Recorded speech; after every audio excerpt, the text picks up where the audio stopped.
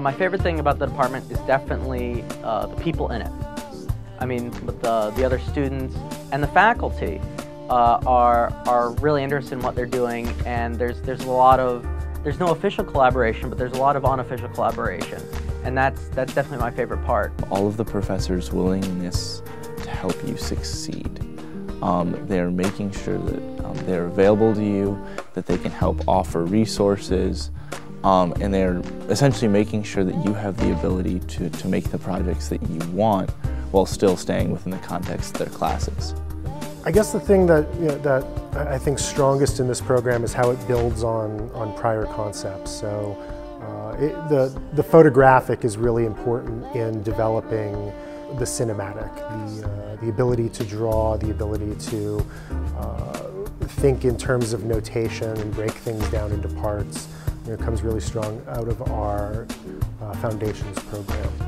I think the fact that students can have freedom to explore different genres and to explore different areas of filmmaking, such as a narrative filmmaking approach or a personal filmmaking approach or an experimental, I think that is something that this department allows you to have the freedom to do, which I think is a very, very, very good thing.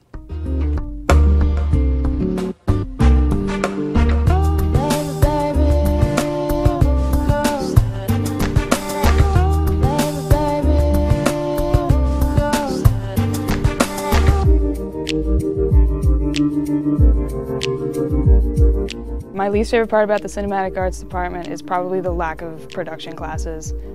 It seems like the majority of classes we take are discussion-based and more exposure to different films, which I think is great, but at a certain point we need to be taught how to actually handle the equipment that we'll be using in the field. We don't really have any collaborative classes, so some of the classes where that could be an interesting subject to talk about in the more advanced production classes would be collaboration. We don't have. It's just yet another class where we make a film while watching films.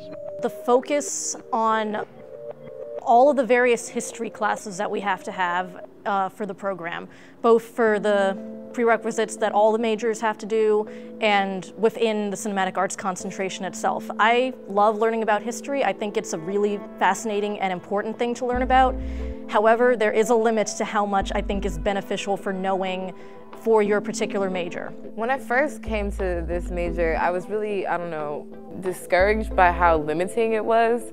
There are some classes that wouldn't let you rent out this kind of camera because you weren't up there in the film levels yet. There were some classes that wouldn't let you use this type of editing equipment because you weren't, as experienced. And I feel like those classes are when you have the most time and the opportunity to really play and experiment with this equipment. You're not going to have as much time to do so when you're up there in the 304 level classes when you have to use this equipment to use it. You don't have any experience on it. You don't have any idea of what you're doing besides maybe one class workshop that somebody came and taught you and some YouTube channels that are giving tutorials. I think it would be really useful to have a cinematography class because we have a basic class that shows you how to use a camera, and you take VC2, which is a photography class. But I think that there should be something in the film department that teaches you different styles of cinematography and different ways to achieve the feel that you want through the framing and through the camera. I think if, I know a few other schools that I was applying to, they have a more, I'm not going to say better, absolutely not better, but they have a different way that they do the arts or the filmmaking program, where I think what they do is they start all the kids off just doing all sorts of different jobs, and then over the years they kind of hone you in towards a certain area, like, okay, this is what you've had the most fun doing, let's put you in editing, or you've had good leadership skills, let's put you towards directing, or you're more on the technical side, you can do sound design and stuff. I feel like if maybe UMBC did something like that, where they said, they put you through VC4 and then the moving images, and then they do have all these other classes that they put for you. Everybody should take sound, everybody should take editing, everybody should have these basic skills. But if they tacked on an extra I don't know, 3, maybe even 4 classes that were, you know, editing, advanced editing 1, 2, and 3, or advanced screenwriting 1, 2, and 3, or advanced directing 1, 2, and 3, or something along those lines. I feel like somebody who might want to go more specifically into those, or dive in a little deeper, I think might benefit from something like that. We're in the process now of adding the sound design class, our Art 383 sound design class, which is seen as an elective by cinematic arts majors, and we would like to add that as a required course, simply because most of our students take it.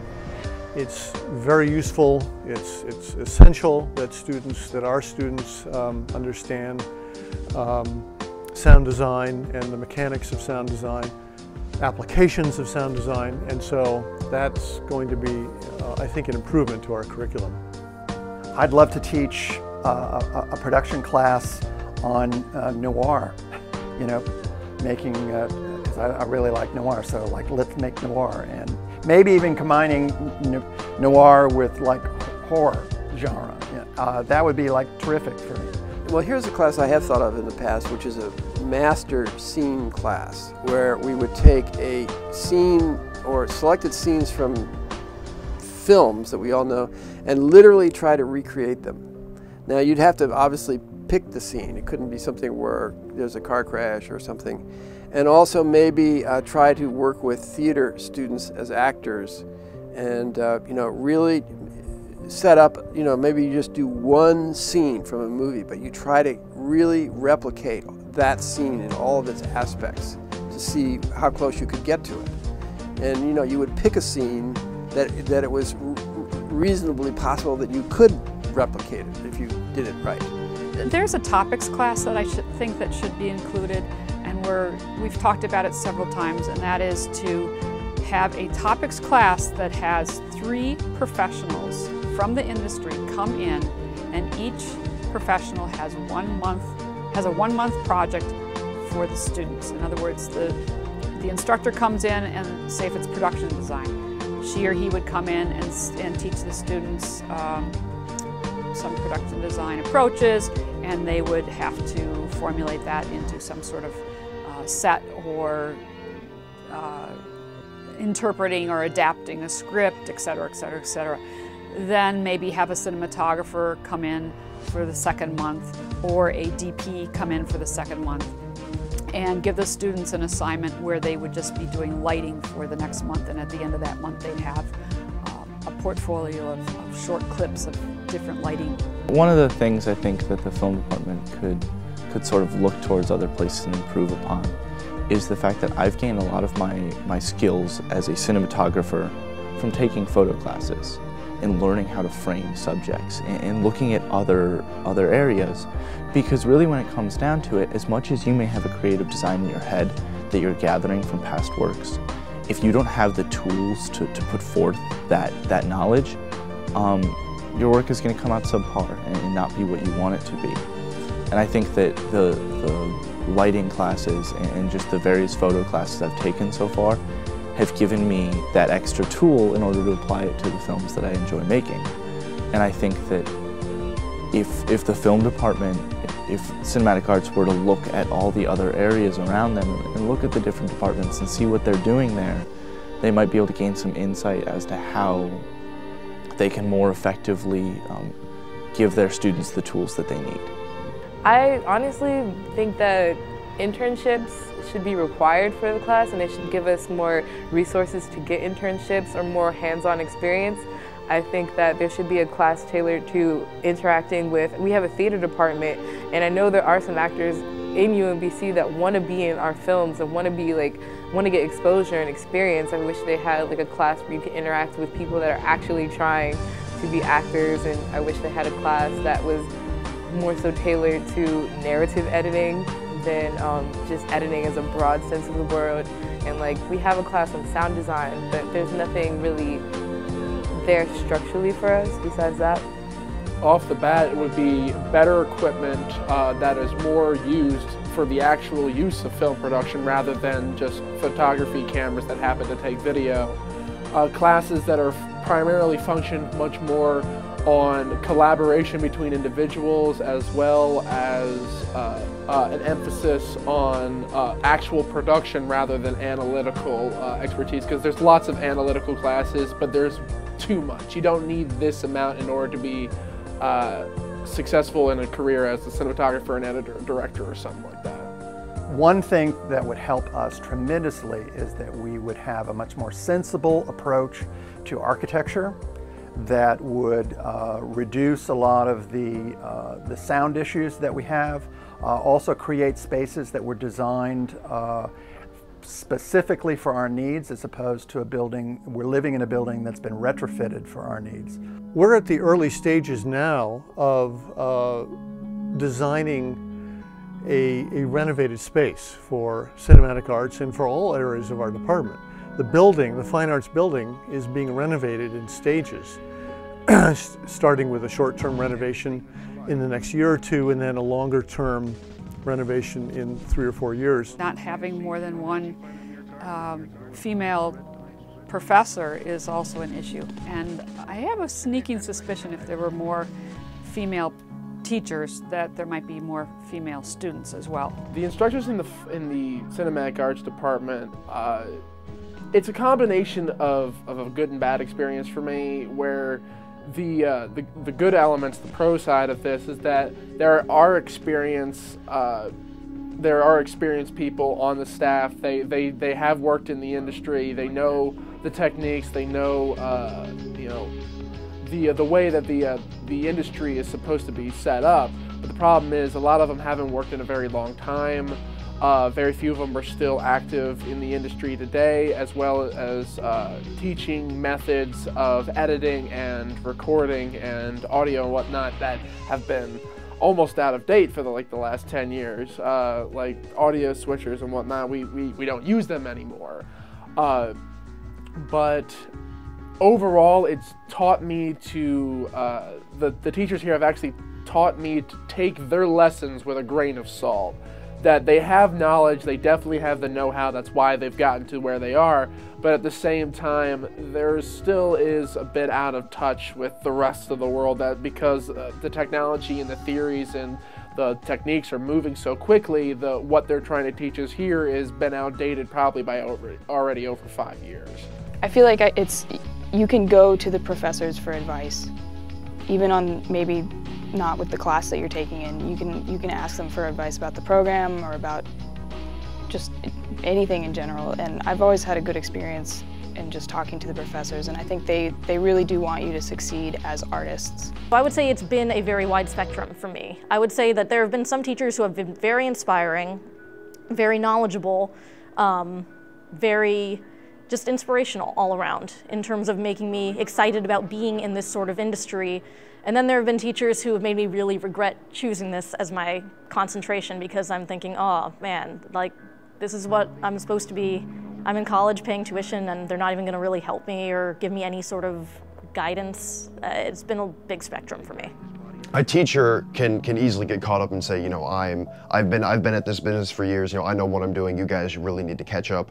But I feel like each person, especially when it comes to art, has their own distinct way of doing things. And I feel like a teacher who can really get down into the level and sort of get past the fact that a lot of these kids maybe don't have a lot of experience, kind of get down and teach them the basics and say, okay, this is kind of what you need to know, but I will let you interpret this sort of in your own way and let you go about doing things in your own sort of fashion and manner. I think those are some very good qualities that a professor can have. Well, in terms of the UMBC Cinematic Arts Cage, I'm a huge fan. I have a camera of my own that's a Canon, and it allows me to check out all sorts of lenses there. I can get lighting kits, you know, stabilizers, I mean, you name it.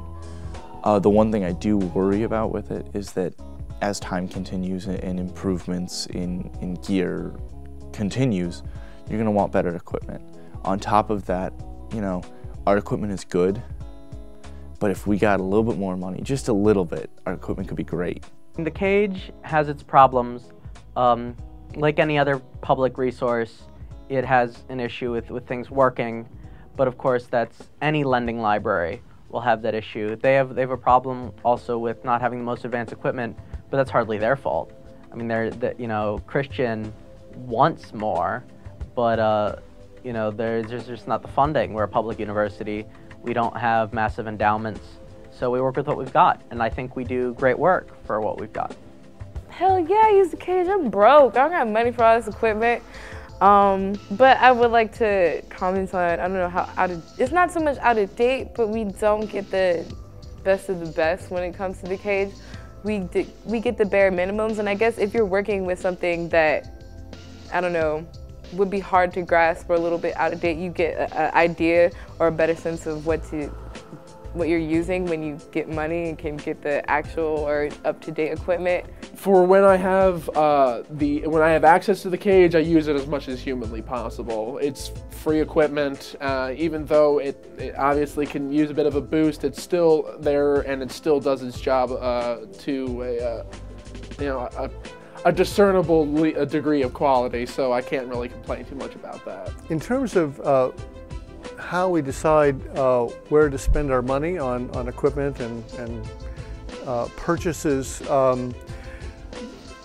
really the way this works is that the areas, each area, as represented by a faculty point person, will suggest to me or provide to me a list of needed equipment. And I always ask them to prioritize their list, because normally what's asked for is much greater than what we can actually accomplish. So we, we're always purchasing equipment based on the amount of money, of funds that we have year to year. And, we're just coming out of the recession, 4 or 5 year recession, so it's been rough. On the other hand, we've been able to make special requests for funding from the provost's office and the dean's office. So we have been able to keep up with, new lighting equipment and new cameras for cinematic arts and other areas. But, as a chairperson, I try to, I can't just think about cinematic arts, even though I teach in that area. I have to be equitable and make sure that all of our areas have the equipment that they need.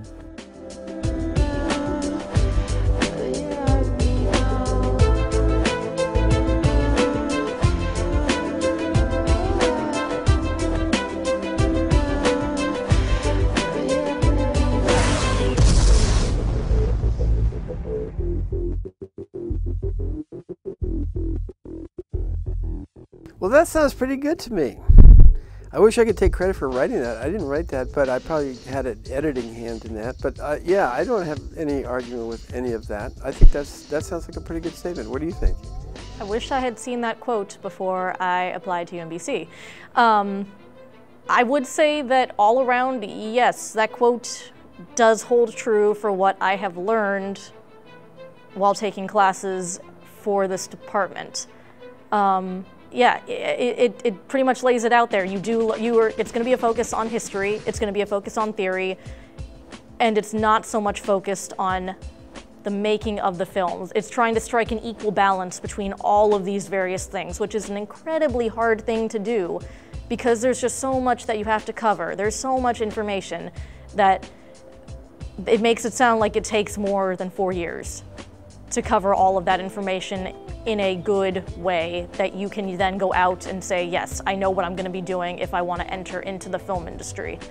Original ideas are something very, very important that should be guarded very, very closely, and that I'm glad that the Cinematic Arts Department really holds that as an ideal, as something that needs to be protected and cared for and nourished, I guess, in this environment. Well, I think that's, right on target. Our mission statement seems to be accurate and up to date. The gist of this is that students are taking creative control over their projects. We're not telling students what they should produce, or we're not providing a model or a template for, you must produce a film or a video that looks like this. We're trying to allow students to develop as artists, as independent creative producers, and to somehow develop these skills with our assistants, using our equipment, to become expressive, successful independent producers. The beauty of in academic education is you're given so many chances to fail without serious consequences. Get to try stuff out, doesn't work, get to pick up again and fix it. So I think the mission statement really captures that feel, that scope of what an academic education in art is. It's also almost practically impossible in any given semester to produce every bit of that, just because of limited resources and all the kind of changes that we've seen. I honestly can't say that at this point I would feel prepared to just jump out into the film world. I think I'm going to consider looking at grad schools to get some more production experience. Take advantage of what you've got here to do more than what they ask of you. It's like the whole career is based on you and what you do and how you put yourself out there, so you really can't sleep on any opportunities or resources people give you.